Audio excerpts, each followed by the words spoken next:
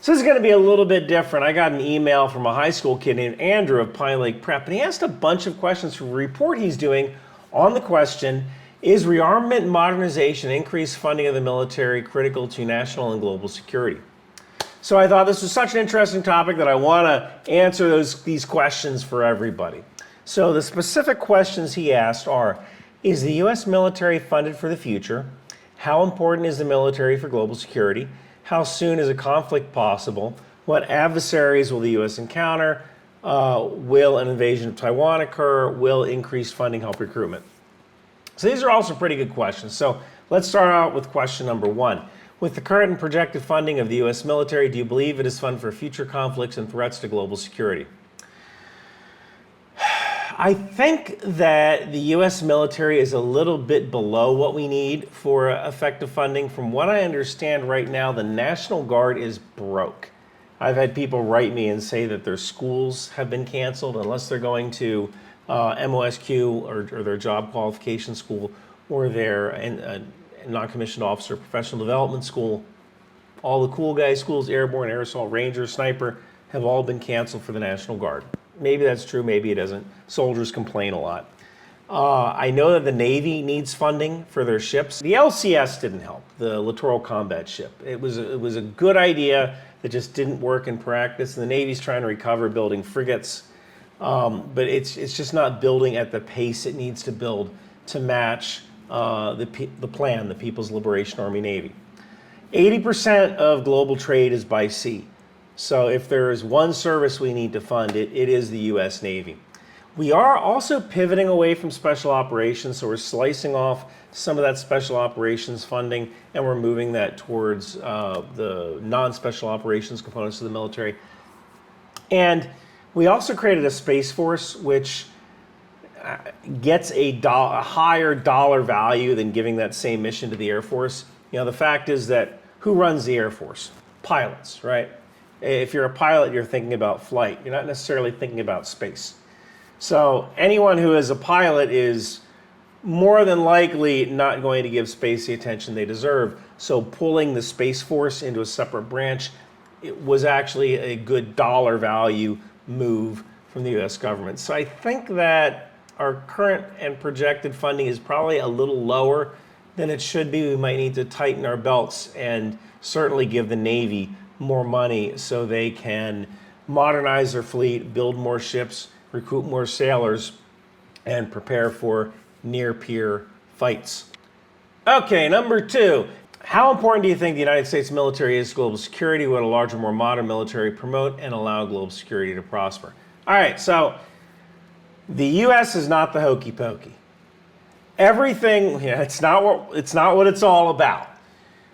The United States is a good logistical ally to have, but we need strong allies like Canada, the UK, France, Australia, Japan, South Korea, the Philippines, Norway, Poland, who's going to have, it's cool to join the military again. From what I understand, there's waiting lists to join their equivalent of the National Guard. Poland's going to have the largest land army in Europe soon. So the United States is great at providing logistics for coalitions of other nations. So I believe the United States military is important to global security, but it's the partnerships with other nations that are important. And actually, now that I think of it, I got to give honorable mention to Spain. They were right by our sides in Iraq, Italy, Bulgaria, Romania. I actually see Brazil and India as future partners. We just did an exercise with India. The United States just did an air exercise with India just, I believe, a couple of days ago. And I always have fingers crossed for better relations and partnerships with Colombia, because if those guys can gain expeditionary capability, the bad guys are going to meet up with some of the best light infantry in the world with the Colombian military. So it's not the size of the U.S. military, but the size of a ready, willing, and able coalition backed by the logistical arm of the U.S. that allows security to prosper. Next question, how soon do you think a possible conflict could occur involving the United States? That's hard to say, but there's a lot of hot spots. Taiwan, Ukraine, Korea, Sudan, Ethiopia and Tigray, Armenia and Azerbaijan, Yemen, Haiti, Mexico. I know some of you have wanted me to cover Sudan, Ethiopia, and Armenia and Azerbaijan. I am working on it. There's a lot more nuance than Ukraine or the PRC or Iran. For direct involvement, I could possibly see U.S. direct involvement in Haiti, which is rapidly becoming a failed state, or Mexico in the coming years, if those nations fall into failed state status. 11% of U.S. citizens trace their heritage to Mexico, and I think of the U.S. Latino population, I think like 63% trace their lineage to Mexico. That is a heck of a voting bloc. And if you're a congressman and you start getting calls from Mexican Americans who say, the cartels killed my abuela back in Mexico, you need to do something. If you're a congressman, you're going to do something, even if that doing something might not necessarily be the brightest idea. So I could easily see a conflict in Haiti or Mexico fairly soon if those nations fall deeper into a failed state status.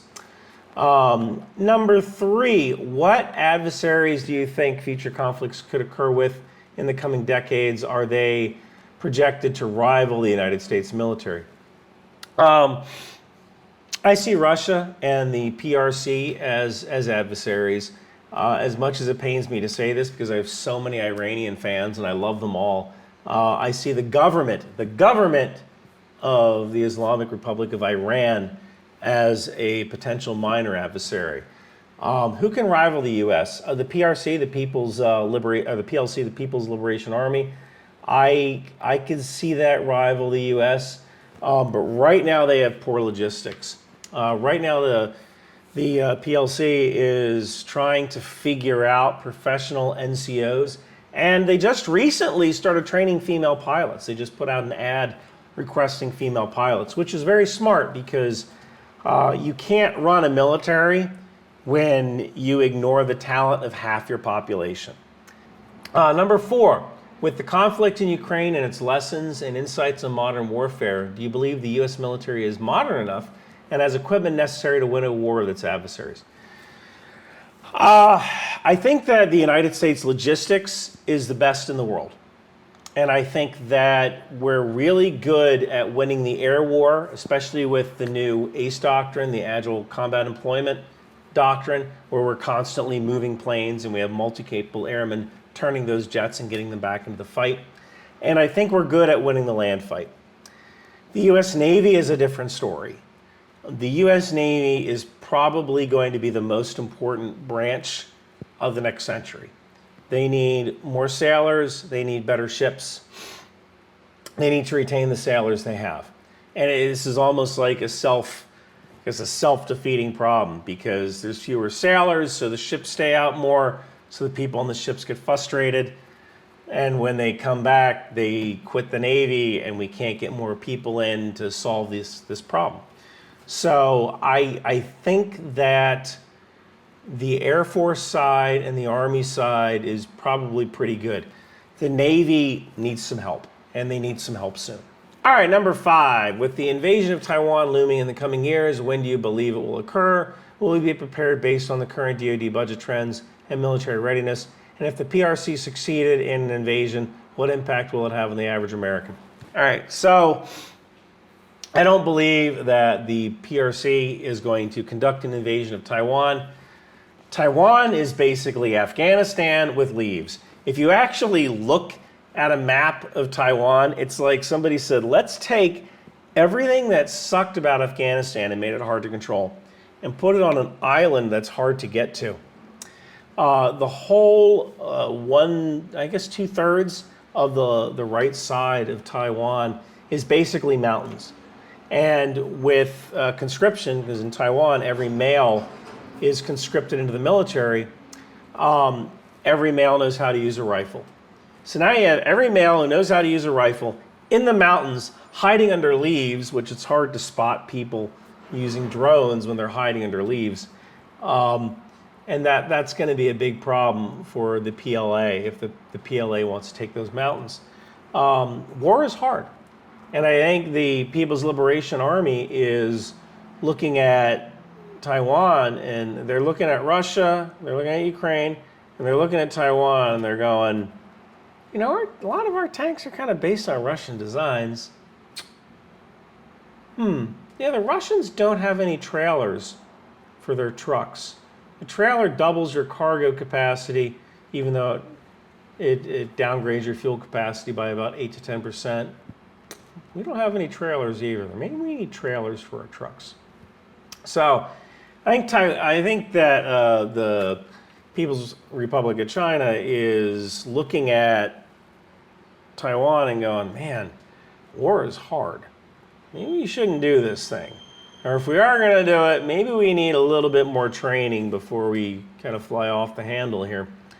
So the next question is the U.S. prepared if it does happen? I think the U.S. is prepared, but we're going to take some casualties. There was recently an unclassified exercise that was done where the U.S. lost 2 aircraft carriers.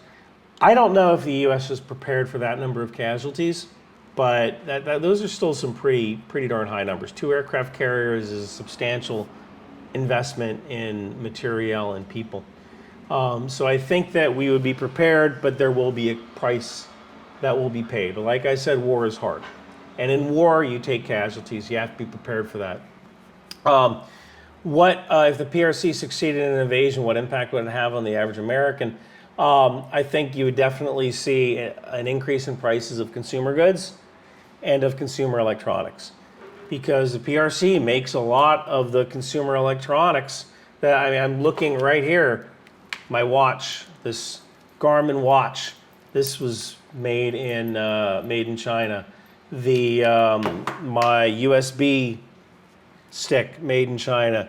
My Dell laptop made in China. So is this monitor. So is that monitor. So you're going to see a lot in these lights. These ring lights there are probably made in China. I'd have to look at the sticker. But that's really something to think about, because the second this thing kicks off, we're not going to be able to import stuff from the PRC anymore, and that could be an issue. But also, that could be a thing that the PRC goes, you know what? We'd really rather get rich and sell stuff to the rest of the world than have this one little island. So the fact that the PRC sells a lot of stuff to the West, that might be a good reason not to perform any kind of invasion. So number 6, will increased funding possibly help with the recruitment of all branches and sectors of the military? I don't really see funding as a problem for recruitment. I think there's enough money out there for bonuses when you join. What I see as a good way to increase recruitment across all sectors of the military is honestly beards. Beards. Let soldiers have beards. For the longest time, we wouldn't let soldiers have cornrows and battle braids because we called it faddish. And then one day we just kind of woke up and said, oh my God, why are we treating African American women like this? Let them have cornrows because it's a way for them to manage their hair. So now anybody can have cornrows, and women, they don't have to pull their hair up in that tight sock bun that, pulled on their face. Now they can have battle braids. And I think a little thing like that can do major things for retention. When it comes to beards, there's no reason why a Sikh or an Orthodox Jew needs to go and get permission to do something to make them conform to their religion. Now, granted, there's not a lot of Sikhs who join the military, but even if it's one, not respecting one person's religion is too much, right? So beards are an easy win. And when it comes to African Americans, I think 30% of African American men get razor bumps, and it hurts. And then every week, those men have to go, or every 2 weeks, I think they have to go to the medics. They get a shaving kit so they don't have to shave, and they have to keep doing that every 2 weeks. Why are we doing this to our soldiers? Let's just eliminate the problem and say soldiers can have beards. And if there's a situation where soldiers need to wear a mask, then it's commander's discretion making them shave. All right, that's fine. But for the most part, Denmark has beards, Germany has beards. They seem to fight pretty well. Giving soldiers beards could actually increase our recruiting and retention because soldiers don't have to get special religious permission to enter with a beard, and soldiers who are currently in don't have to keep going to the medics just so they don't have skin problems.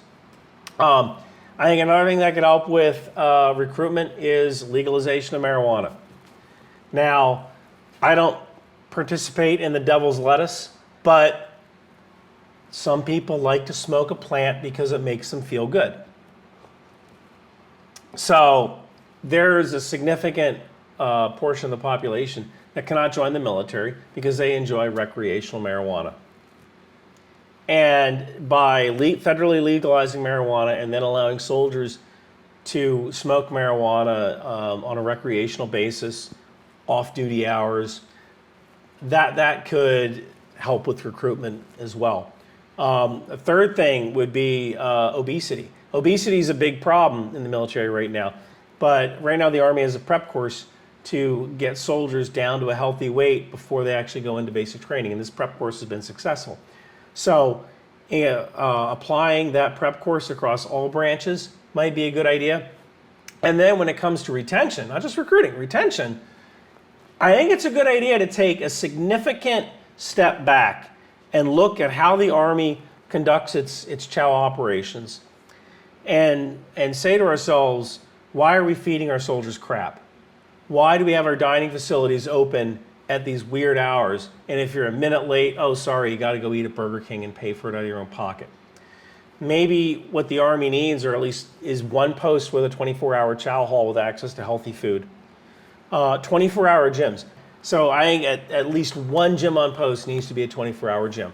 There's no reason why soldiers shouldn't be able to work out after work or whenever they get off work or whenever the mood strikes them. So I think those beards, marijuana, changing the Army's nutrition policy for healthier food, I think those are three easy wins right there.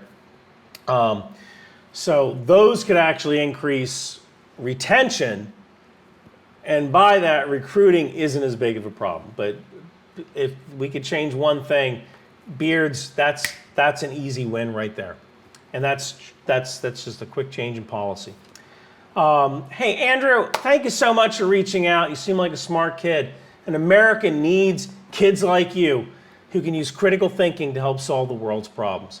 And everybody else, thank you guys so much for watching. Andrew, I hope you get an A on this paper. Hey everyone! New Ryan McBeth t-shirts and hoodies from Bunker Branding are available. I'm gonna get the HIMARS shirt. What are you gonna get, Donald? The Patriot shirt, because I'm a patriot. It's the best shirt, the biggest shirt. Make 14 tangos great again. What are you gonna get, Barack? Let me be clear. I'm gonna get a Drone Sweet Drone shirt. What about you, George? I'm gonna get a Knife Hand shirt because they're weapons of mass destruction. What about you, Billy? Oh, I'm going to get a landmine marker shirt because my presidency always blew up in my face. I'll tell you what I'm going to get. Ronald Reagan, but you're dead. I came back to tell you that no matter our politics, we're all Americans. And we should buy Ryan's hoodies and t-shirts because they pay for the stock footage and licenses that allow him to make awesome content. So come on down to Bunker Branding and buy a Ryan McBeth t-shirt or I'll start the bombing in 5 minutes.